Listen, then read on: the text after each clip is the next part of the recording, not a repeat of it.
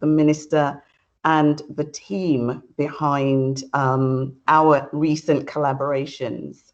And it's just inspired me to know that there are just so many people of color within the civil service that I just didn't have a clue.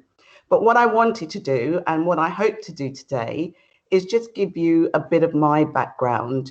And what I'm doing, I'm not telling you to impress you, but I'm telling you to impress you that if I can do it, you can do it too. And one of the things that I like to start my talks with is an African proverb, which I'm sure you've all heard. And that African proverb is, when the lion learns to speak, let me get this right. When the lion learns to tell his story, start again. Until the lion learns to tell his story, the highlights or the onus or the fame will always be focused on the hunters. That's my ad lib of it. Please look it up. I'm sure you'll get the meaning of what I'm saying. So for me, it's always important to know your story, tell your story, because if you don't tell your story, if you don't talk about your story, others will come to their own conclusion. So very quickly, as Justin said, I've been in and around business for over 40 years now. And I arrived here from Guyana as I don't mind sharing my age, as a 5-year-old 60 years ago. And it was during the time when it was still legal for landlords to have on their windows, no, let's get the order right now, listen to this order, no Irish, no dogs, no blacks. So we were at the bottom of the rung when it came to looking for somewhere to live, as my parents had to do. We literally left Guyana. They thought they were invited by the Queen to come and help rebuild the mother country. And when they arrived, they thought they would be welcomed with open arms. Of course, that was never the case. That was never going to be the case. So they had to find somewhere for literally 8 people to live, because my parents came with their 6 children. And I always say they came with their 6 children and a backpack of dreams for each of them, because they thought they were coming to a bigger and better destiny, future for their children. And for most of us, I've got to say, it has turned out that way. So as I say, we arrived from Guyana. I'd never seen snow before. I'd never seen fog before. I'd never been so cold before. We arrived in typical clothing that you would wear in Guyana. So we were cold and miserable when we arrived. Anyway, after trying to find a place for 8 people to live, my parents found, despite the notices, my parents found a two-roomed, not 2-bedroom, 2-room basement flat in the worst street in the worst part of London. And at that time, it was Battersea. It was right under the power stations, which were still live, still spouting coal dust. So you can imagine the state of the place. I mean, the street was so bad, it was demolished. It no longer exists. In fact, I think now it's now a gated community, because Battersea has totally reinvented itself, with the power station now having some of the most expensive property real estate in the UK, I would imagine. And do you want one toast, yeah? Oh, or do you want 2 toasts? I think someone's still got their microphone on. Okay, so let me carry on. So we arrived in Battersea. As I said, streets demolished. And I always say when I do my talks as well, that if only I knew then about property prices that I know now, I would encourage my parents to squat to the end. But that was never to be as a 5-year-old, obviously. I'm going to jump forward because I went through the usual discriminations at school. During my time, it wasn't even a perception or a concept that Black people would go to university. So those of you who have managed to go through the university system in the last 20 or 30 years, believe me, in so many ways, it's a privilege. I would, if I would, people always ask me what I would tell my younger self.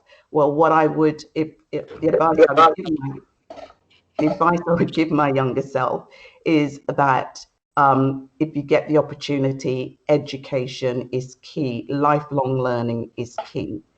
However, my ambitions was to be a doctor. My older sister became a nurse, and I wanted to do one better, so I wanted to become a doctor. I was never to become a medical doctor, but since then I have I've now received 2 honorary doctorates from London Metropolitan University and Plymouth University. I'll go on and tell you a little bit more about that later on. So my very first encounter, if you like, with racism and sexism was when I worked at CBS Records, the music industry. That was probably my second job, and I was there for 7.5 years. So during that 7.5 years, I deputized for people who were in, so like the head of press. I was deputy head of press.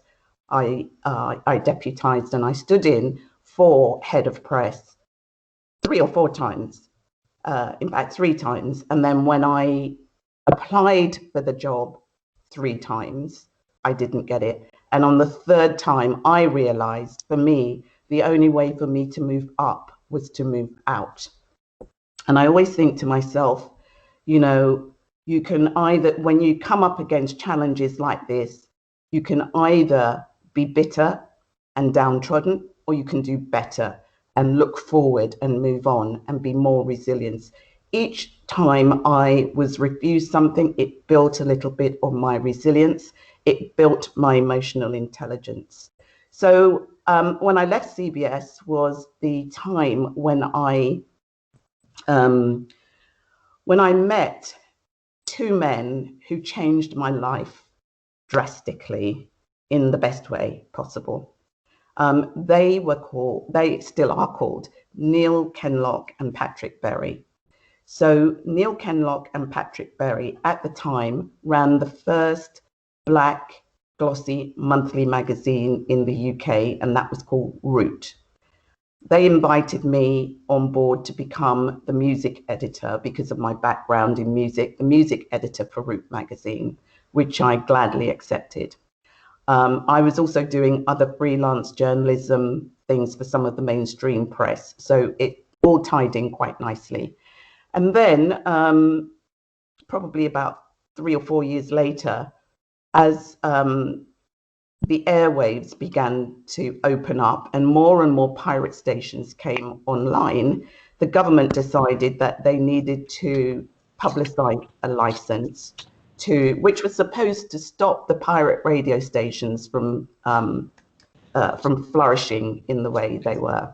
So they advertised a local radio station license, and the group of Root magazine applied for a license. And after 2 submissions, 2 applications, we achieved, or we got the license for Choice FM. Now, the Choice FM story is a whole other story in itself, which maybe at another time I may be able to share with you. But that was the beginning of my trajectory really taking off. Because after Choice FM, I started the first Black-owned PR company. I started the first Black Women in Business network 23 years ago. I was the only woman on the first Black legal radio station. So during that time, or during my time, it was still quite easy to be the first in many things within the Black community. And of course, the more I built on those various building blocks, the higher my profile became. But I didn't realize, or I didn't take into consideration just how important an effect those building blocks were having on the community. For me, with Choice FM, it changed the youth culture, it changed the food and eating culture, it changed attitudes towards Black people in the UK. You got more and more. In fact, when we did our research, we found that there were more white people listening to Choice FM's Black music than there were Black people listening. I mean, and you might say, well, yeah, that would be the case because of the population. There's a lot more. But when you consider that until Choice FM went on air, the only time you could hear Black music was on Capital Radio, Greg Edwards, and some of you probably won't even know this. Greg Edwards, Capital Radio at 11 o'clock on a Sunday night. So if you missed that, that was it for the week. Other than that, we did have some champions, and one in particular, and again, you might laugh at this, Tony Blackburn on BBC Radio London at the time. I've got to say, he was probably, and of course, you know, that's from a soul point of view. And then, of course, we had David Rodigan, and then the whole thing started to spiral. But until Choice FM came on air, when you could listen to any Black music you wanted to 24/7, those were the only opportunities that you had to listen to what I call music for the soul. So putting Choice FM aside, as I said, my profile started to bubble up, and all of a sudden I was being asked left, right, and centre to sit on various boards, sit on various committees, and through that I've been on the Economic and Social Committee in Brussels. I've been on the London Development Agency with the first elected mayor, Ken Livingstone. I chaired the London Central Learning and Skills Council for about 8 years, and there were 49 of those, and I was the only female person of colour, African Caribbean, to chair any of them. So it was just me.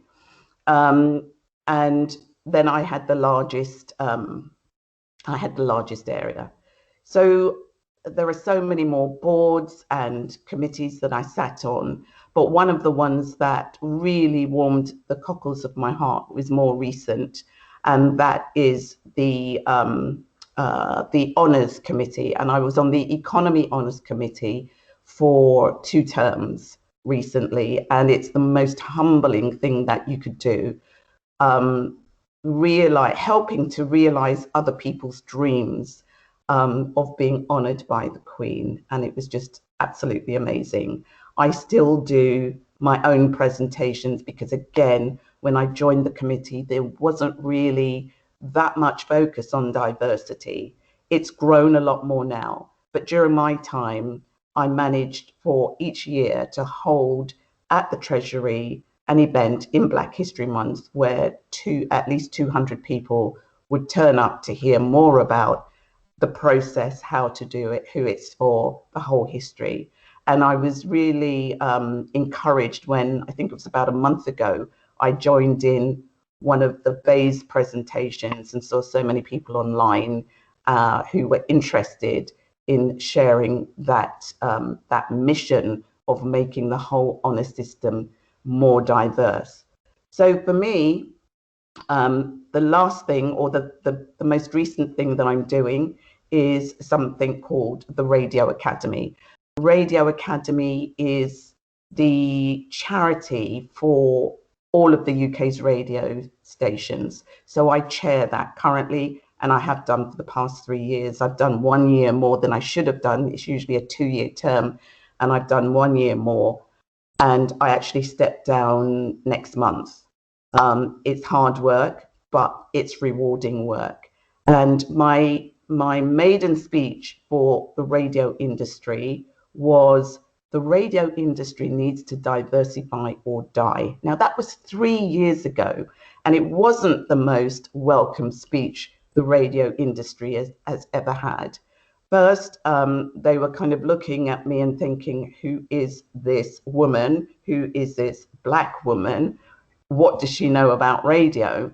Until they heard about my Choice FM history. And then I became a little bit more accepted. Now, I just say to myself, if only some of them had taken on a little bit of what I'd said. I gave pointers, I suggested things to do, but it was one of those things where the radio industry really wasn't interested until the Black Lives Matter movement came. And then, of course, everybody was like, oh, what can we do? What should we do? Everyone was chasing their tails. And I say that about the radio industry, but it may be the same. I think it's the same with many, many organizations across many industries. But, you know, when you have people giving advice and, well, who knows? They may or may not have needed it. But right now, all that I know, that even throughout Black History Month, I've had to make some what I call serious interjections as far as equality and diversity is concerned with the radio industry. And I imagine that is going on, that ripple effect is going on right across the board. But as far as I think I've been asked to kind of give you guys some tips on what you should be doing as far as your own personal trajectory is concerned within government. Well, of course, I've worked in government office. I've always been an entrepreneur, except for that one, what I call a job. What I do now is my passion. It's not a job. And as I said, again, as I say to most of the people that I speak to, I wouldn't advocate it. But I knew for me, the only way for me to move up was to move out. You probably have a lot more of a structured opportunity. And in order to capitalize on those opportunities, again, as I said before, you know, when you come up against hurdles, you can either be better, a bit of what challenge offers, because with every challenge, there's always an opportunity.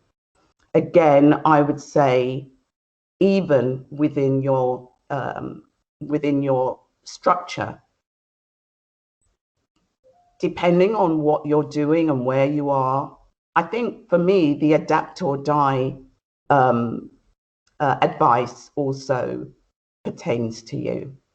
You need to focus on your focus. You need to have a focus, whether your focus is to move up the ladder or to, you know, whatever you decide your trajectory is, focus on it. Find your focus and focus on your focus. Your reputation is what other people say about you when you're not in the room.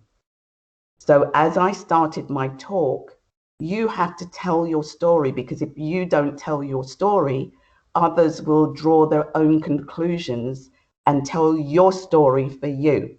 So make sure that whatever it is you want people to know, whether it's your colleagues, your family, your social networks, make sure that your story is consistent, it's authentic, and you know, it's something that you want to share with others. Your story, your reputation is your brand, and your personal brand matters, that you build on your personal brand. Now, in the invitation, I talked about PSR. My brand is about PSR. My brand is about personal social responsibility. And that is something that I've had constantly throughout my reputation. What I didn't say at the beginning of my talk, my rise throughout, you know, people might say, oh, you know, you're quite famous or you're quite high profiled. well, it's taken me 60 years to get there. But what I do know is that within my personality, I've always been a caring person. And for me, throughout that time, I've built my own resilience. I've built my own emotional intelligence, and I've built my own personal social responsibility. I am very much a person that helps other people. My Women in Business Network, it's all about celebrating, supporting and highlighting women in business. For me, it's really important, and that has been my campaign over the past 40 years. As far as government and your building blocks are concerned, I feel that you really have to share your authentic self. I mean, I'm sure you've heard the phrase, bring your authentic self to work. Through doing that, if you feel there is any kind of blockage, whether it's racism, sexism, you always have to call it out. And I always call it out. And I feel that in order to change things, if you don't call it out every single time you hear something that is not quite right, you are giving that person permission to continue. If you don't call it out, if you don't educate them, and it doesn't have to be done in an aggressive way, it can be done in a very comfortable way. In fact, each and every one of you on this call are responsible for helping to make the uncomfortable conversation more comfortable with our host country. So in other words, let me be frank, every person of color on this call is responsible for helping to make the uncomfortable conversation more comfortable with our white peers, our white people that we work with. So, I mean, there's a lot more things that I can say, but I've probably talked for about 20 minutes already. Justin and Aska, if I have permission, I can, but otherwise, if you want to interject or if you want to start asking me questions, I'm happy to start taking questions now. If not, I'll carry on talking. No. This is one of the reasons why I love presenting with you, Dr. Thompson. As you said, I didn't really want to talk too much about the opportunity that you provided me to interview, of course, Minister Nadhim Zahawi, but you have such a presence and calming style about you. And I apologize that some people had left their mics on when you were talking, and I was expecting for you to jump in and doing what you did last time about, I'm going to be firm. But I thought, you know what, I'll be quiet. But anyway, sorry. So Aska, I'm going to hand over to you because I know you've probably got a ream of questions coming through. Can I just ask, there are some people who don't have access to the link in the chat. So once you go through your ones, if we could then open it out to the rest of the audience and give them a chance to answer questions. Thank you. Perfect. Thank you everybody that sent through your questions so far on the Mentimeter link. I'm going to pick a few, especially I think there are some common themes running throughout as well, and particularly the experience that you've shared with us, Dr. Thompson, and your focus on branding. I think as civil servants, sometimes we forget that just because we're not in the private sector, that just because we're not in business, you still have a brand, you still have something that ultimately you are known for. So how people want to know, how do they go about creating a brand and selling themselves without appearing cocky or overly confident or rubbing people up the wrong way, especially where slightly younger member of staff maybe, and you think that by coming in and sort of trying to brand yourself, you don't want to annoy any managers or anyone that might be a bit more senior. So what are your tips on getting that balance of bragging but also being modest as well? Well, I think you do have to you do have to tell people, or, you know, show people, actually, rather than telling, show people what you're good at. You know, volunteer for things. If people need help, that is one of the best ways of getting known to be the go-to person for this. So, you know, always volunteer, always try to help. You know, it would be really interesting, actually, just to ask your audience how many of them outside of Bays, or the I'm not sure how many different departments are online, but outside of work, how many of you have your own personal email domain? Can you ask them? Put their hands up. Okay, use the hands up function, please, everybody. Quite a few. That's pretty good. That I was expecting a lot less. That's pretty good. That's almost about a quarter, I can see. Yeah. Okay, let's ask another question. How many of you have your own personal website?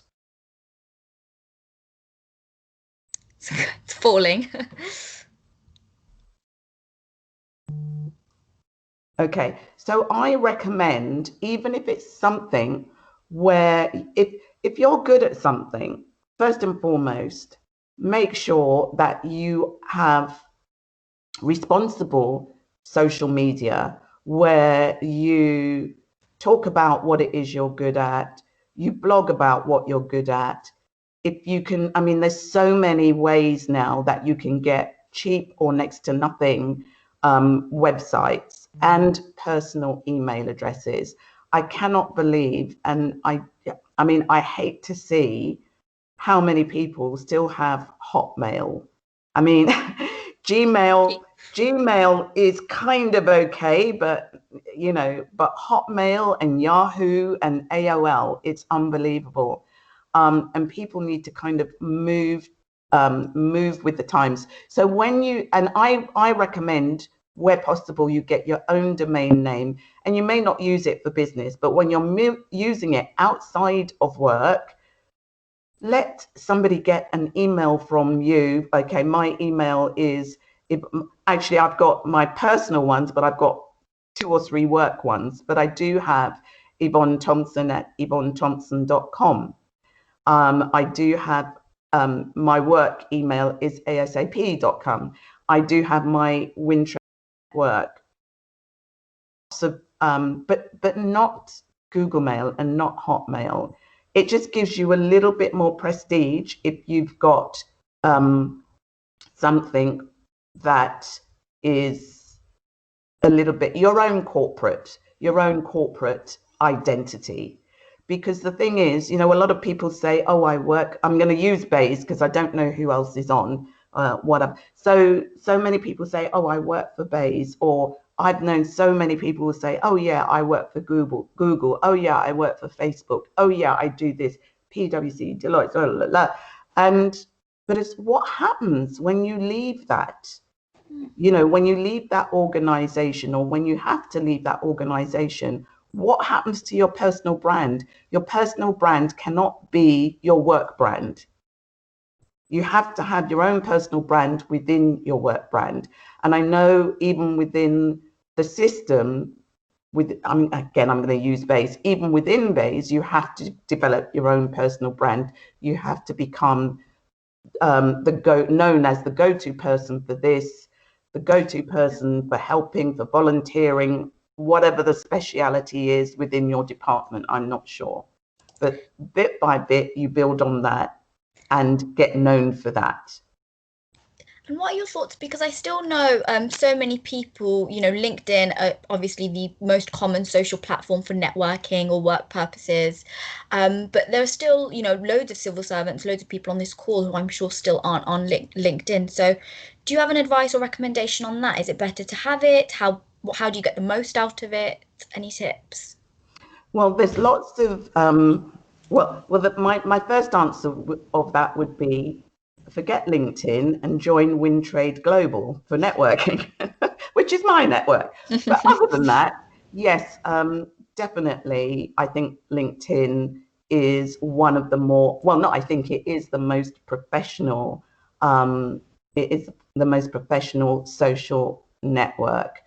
And one of the ways, again, it's just exactly what I said. One of the ways to build your profile on there, you have to have a good header, make sure people know who you are. So many people still have blank headers, no photos. I never connect with people who can't be bothered to put their photo or can't be bothered to fill out their information properly. So you know who you're supposed to be networking with, what they're good at, what use they are. I get people asking me all the time to connect, and I just won't connect if I don't see who they are and what they do, and if it's not within what I want to do.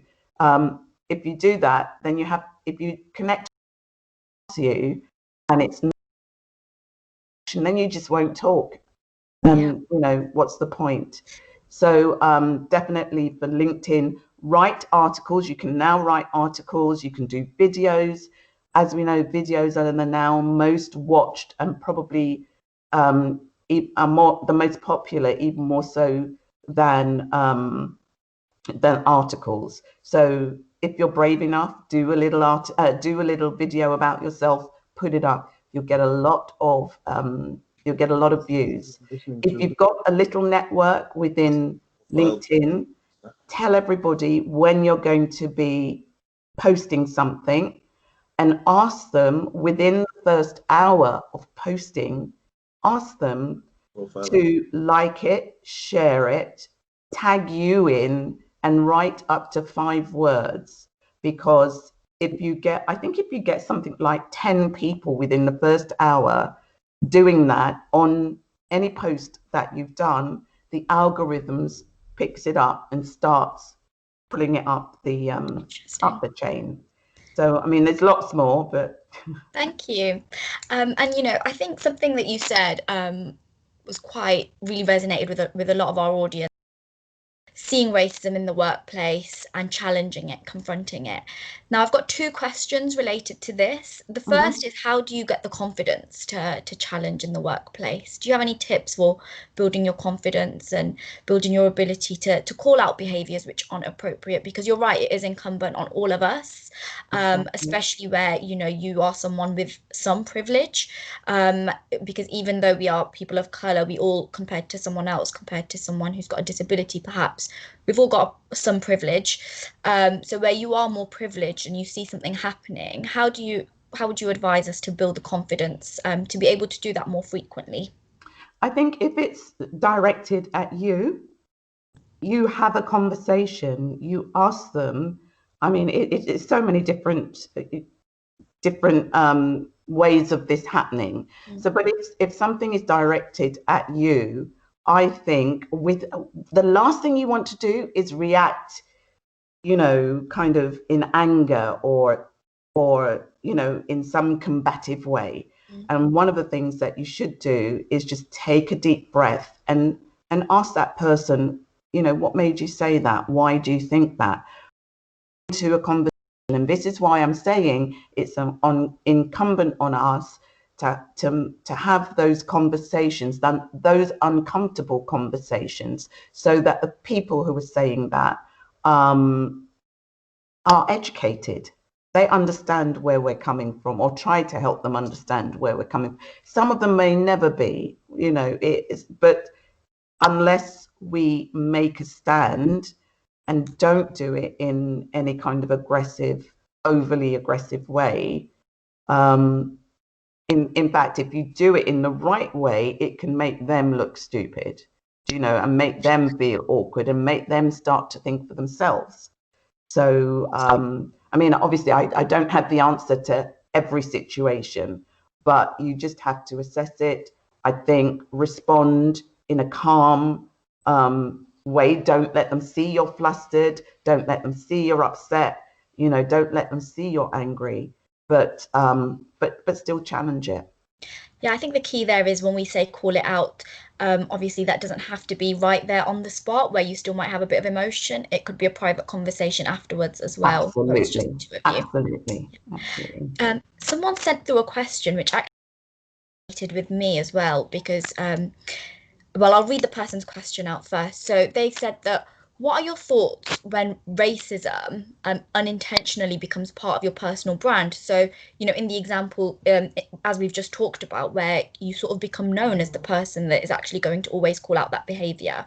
I know myself and the co-chair of the Ethnic Minority Women's Forum, Rohini, were both told our previous roles, you talk about race too much. And then rather than talking about your work or your other accomplishments, people just talk about you as being a race activist, or, you know, just the people in the office that talk about race all the time. So how do you get that balance of, you know, knowing that you're the person that will call it out and you will challenge it, but also you don't want it to become the only thing that's known about you, to the point where your work probably dwindles in the background? Well, I think first and foremost, you know, you have to be great at what you do for work. So that doesn't become your brand, but people still know and understand that it's your lived experience that they're talking about when they're talking about something, when they, you know, they say something racist that that they think is clever, or you know, that it's not, you know, during this whole Black Lives Matter, I've had to step back from so many of my white friends, people who will come to me and say, I feel your pain. And my instant reaction is, no, you don't. Don't. You just don't, and you never will. You know, this whole Black History Month thing, I spoke at YouGov has just done some great research about the whole Black History Month, Black Lives Matter, you know, being Black in the UK as compared to being Black in the US, the educational piece, the fact that, you know, they showed some pictures of Black activists in the UK and asked the audience who they were. And most of them, including me, I've got to say, I think I knew who half of them were. And this stretches right back, as compared to the US, where we in the UK knew who all the US people were, and all the US people knew who they were as well. And it saddened me that we are, you know, it's just not of our curriculum. If it was part of our everyday life, our everyday learning, we wouldn't be in this situation. We wouldn't have to have a Black History Month. And as I always say to everybody, you know, we're not just Black for a month, we're Black for our whole lives. I'm Black every day. I remember being born Black, you know. So why are we only putting this much focus on it in 1 month, once a year? It's great that it's happening, but it really needs to happen throughout, including education. So I mean, the ideal situation would be to put, I mean, the organization that, what's it called now? The Equality Human Rights Committee, EHRC, to put them out of business, because, you know, everybody, and it's an ideal world, we wouldn't be having these conversations about race, about gender, about disability, or any of the other 9 streams that, you know, that form this whole inequality. That, yeah, I mean, for me, it's very frustrating. It's very frustrating. And I was even more frustrated when I saw the results from YouGov. Very interesting, very interesting. You spoke about, you know, being the only woman, or being the only Black person, or the only person of color in so many of the jobs when you were starting out. And indeed, even as you got more successful, there were even fewer and fewer people that looked like you around. So someone's asked about, have you ever dealt with imposter syndrome? And if so, how did you manage that? Oh gosh, yeah. I did. But, you know, well, it wasn't called imposter syndrome then. I just didn't know what I didn't know. I didn't know how powerful I was when I chaired the Ethnic Minority Business Forum, which was the predecessor to BAYS. It was the DTI. I lobbied Patricia Hewitt under Tony Blair. I lobbied her to start something called the Ethnic Minority Business Forum, which went on to become the Ethnic Minority Task Force. And during that time, I just didn't realize the power that I held in my hand when I was chair of that organization. It wasn't, I mean, even though I had some great civil servants supporting me, I just didn't grasp it. However, the Ethnic Minority Business Forum it went on probably after I left. I think, as I said, it mutated, if that's the right word, into the Ethnic Minority Task Force, which was then headed by one of the dragons. I've forgotten his name now. He became the chair, and unfortunately, under the current administration, there isn't anything like it.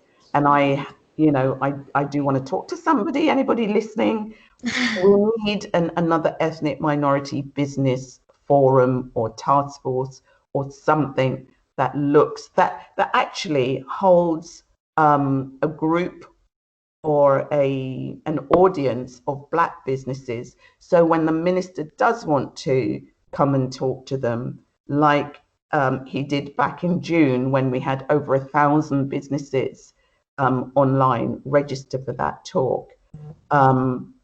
Right there and then, that was the beginning potentially of a new ethnic minority business task force. But yeah, as I said, I could go on talking forever. So ask me another question.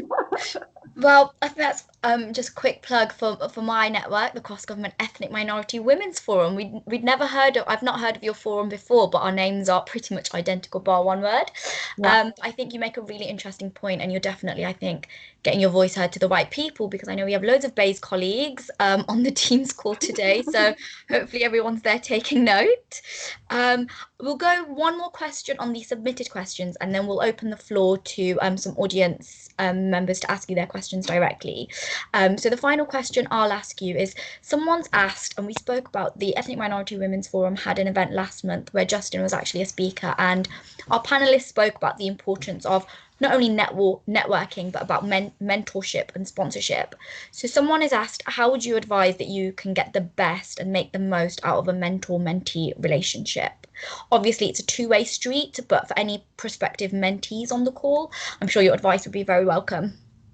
I think that, the concept of mentorship being, I think you actually just said it, but the concept of mentorship being just one way is obsolete. For me, if you want somebody to I get asked so many times, would you either sponsor me or would you mentor me? My first question is, write down 10 reasons. If you can come up with 10 reasons why you want me to mentor you, and 10 points that you can give back, I'll definitely consider it. Mm-hmm. And that little bit of thinking, that little bit of work is enough to make most people never contact me again. And I know the ones who then bother to fill out a form or send me back or do something are the ones that are worth mentoring. Yeah. For me, it's, it's almost it could almost be is it 360 mentoring or whatever that phrase is, where I'm getting as much out of the mentee from a different perspective as I'm giving to the mentee. And that's the most fulfilling and ongoing relationship. If I'm learning about them, what they do, stuff about them, rather than me just, opening my contacts, my black book, my experience, and just downloading it to one person. I want to know why I'm doing that, what they're going to do with it, and what commitment are they making to me that if I spend an hour a month with them, that if they were to pay for it would cost them a hell of a lot. What commitment are they making to me about how they're going to use it and how they're going to, even with my women's network, one of the first things we do is I'm happy to have a one-to-one with you. And it's usually about 45 minutes. And it's when I sit and I talk to people, it's like, wow, wow, wow, wow. But I said, well, hold on a minute. And then they said, oh, can I book another session with you? And I said, no, not until I see you putting into action some of the things that we've talked about today. Because I'm not going to sit and talk to people. I've got lots of friends that I can sit and talk to. So for me, the most rewarding thing is seeing some of the things that you talked about during a mentoring session actually coming to life. So it works both ways. Yeah, and that's the thing, isn't it? You're not entitled to anyone's time, and just because we are people of color, and there might be more mentoring opportunities, whatever, you're not entitled to anybody's time, and someone's still giving up that time. So you have to definitely put in if you hope to get out. Yeah. Should we take some questions from the audience now? If you raise your hand, because I can't see the chat function, sadly. So Justin, if you can see the chat function and read out any questions, feel free to jump in. There are a few there. I can see some raised hands, but can't see the questions. Yeah, so I'm not sure. For those who still have their hands raised, is that because you've got questions, or is that because you're happy that it's Friday as asked? So while people are still deciding, let me just do a quick scan. Yes, so we have one question in the chat box by Ikena. I may have pronounced that name wrong, and I do apologize. So I'll read it out. Why is race different?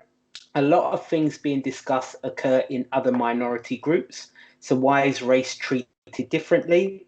In perception, e.g., there are no LGBTQ pushback. There hasn't been the same pushback against gender diversity in leadership positions. So let's extract some of that. I think there's probably about 3 different questions within that. So I would say probably from that, let's look at the fact of exactly that. When we look at allyship, we say about white allies, maybe.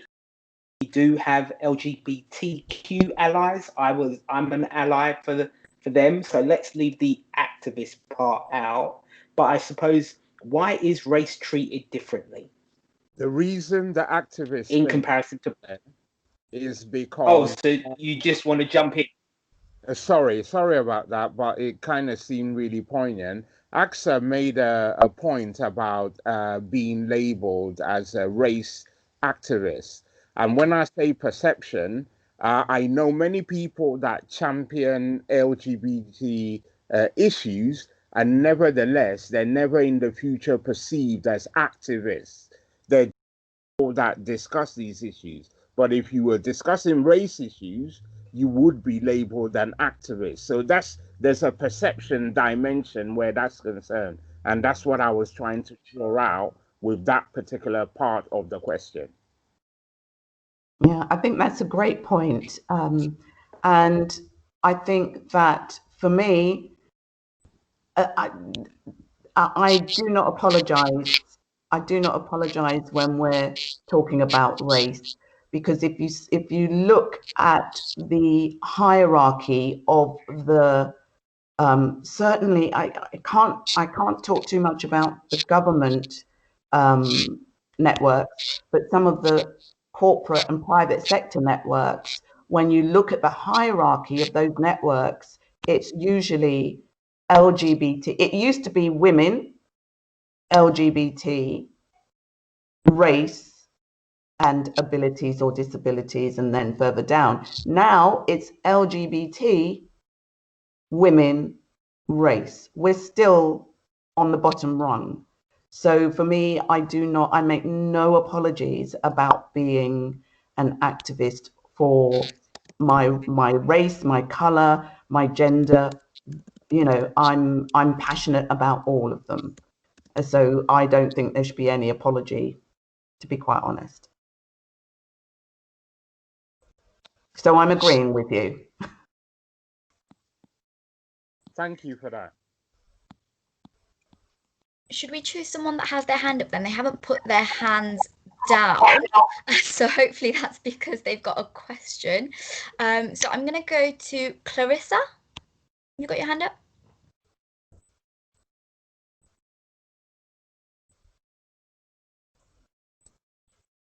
Clarissa, do you want to come off mute?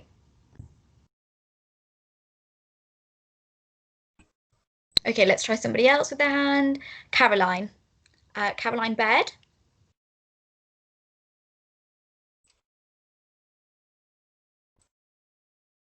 Okay, we'll give it one more. Otherwise, I'm going to hog all the time and just use my own question. She's still muted. Ben Goddard, you've got your hand up. Yes, thanks for letting me speak.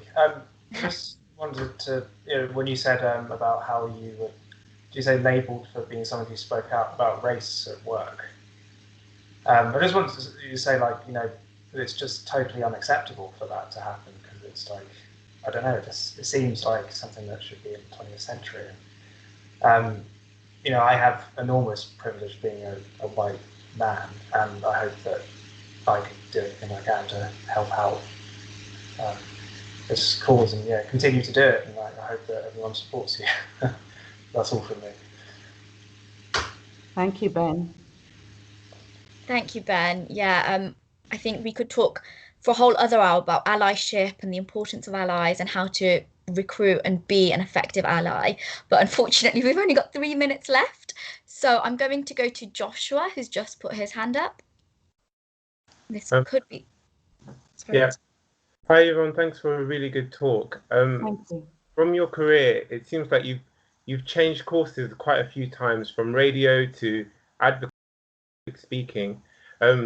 Moving into the different areas can sometimes be quite difficult. What advice would you give to people as they transition through their career on how they can move between different roles while still having that same thread or the courage to go in that direction? Okay, really good question. But I haven't actually changed my career. My overall, everything that I've done comes under my training, which is marketing, PR, and communications. So radio is under marketing, is under communications. Practically every board I've sat on has had something to do with marketing and communications. I mean, for me, my brand is that I support women, minorities, and small businesses. So practically everything that I've done, I try not to take on any new industries or any new directions, because I know, I know what my lane is, and I try to stay in my lane or even slay in my lane. And so everything that I've done has been under those the auspices of business, women, and minorities. So I think even the public speaking, everything I talk about. So even with my book is about championing 7 traits of highly successful women on boards. I'm campaigning to get more diversity on boards. I'm on the committee, the Sir John Parker review, which again is about minorities on boards, encouraging the opening up of getting more people of colour across the boards. Now, my, for all of those things, the women, minorities, and small business, I've had the honour of receiving 1 CBE 17 years ago, 2 doctorates from Metropolitan University and Plymouth University, and 3 fellowships from the RSA, from King's College London, and from St George's College in Windsor.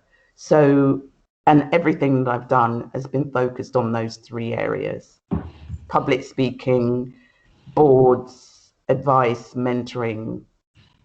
So, I think you need to know what you know what you know, and be known for what you know, and then people will come to you for those disciplines. Thank you. And as that brings us to 2 o'clock, we've all learned another lesson there, because Dr. Yvonne has ended reminding us all about everything that she's achieved. And so we're all going to leave remembering that. So another lesson on personal branding there. I'll head back to Justin then to wrap up. Thank you, Aska. And I personally just want to say, Dr. Thompson, once again, it's been a pleasure just to be in your presence and to hear your words. If that's okay, if you give us one moment, for everyone who is still on the line, please, if that's okay, well, some people are too quick, just take yourselves off mute and please give Dr. Thompson a big, warm round of applause. Yeah, thank you. Yay! Thank you all. Woo! Yay! Well, we recorded this and I will share the link with you later on. We had just over, I think, about 170 people. So that just goes to show, especially, and please, civil servants, don't take this the wrong way, but usually on a Friday, civil servants don't really turn up for a lot of meetings. So the fact that many on there just goes to show the power of who you are and your personal brand. So we thank you for your time today. Please stay safe and please stay in contact. Thank and I you won't so ask to much. be mentored. Thank you All so right, much, everyone. Martin. Please Thank take you. care. Bye-bye. Thank you. Enjoy the weekend. Stay safe. As I said, this is the last Black History Month event. But remember, we're still here and we still want to make sure that we keep you safe, we keep you entertained, and we keep you updated with information. So please remember, join us at the Fame Network. Join the ethnic minority. Come on now. Come on, for those who don't Women's remember. Forum. Hey, thank you. And of course, last but not least, the Civil Service Race Forum. We are networks that are here for you. We are inclusive networks. And we just want to make sure that, as I said, that we keep you updated with what's going on and we keep you encouraged to keep making sure that we, as the BAME community within the civil service, continue to move forward and upwards. Take care, everyone. And Aska, thank you very much for your time. It's been a blessing once again to do a bit of a presentation with you. I hope we can collaborate and network to network in the near future. Take care. Bye. Thanks, Dr. Thompson. Bye. Thank you. Bye, Aska. Bye. Bye. Thank you. Bye.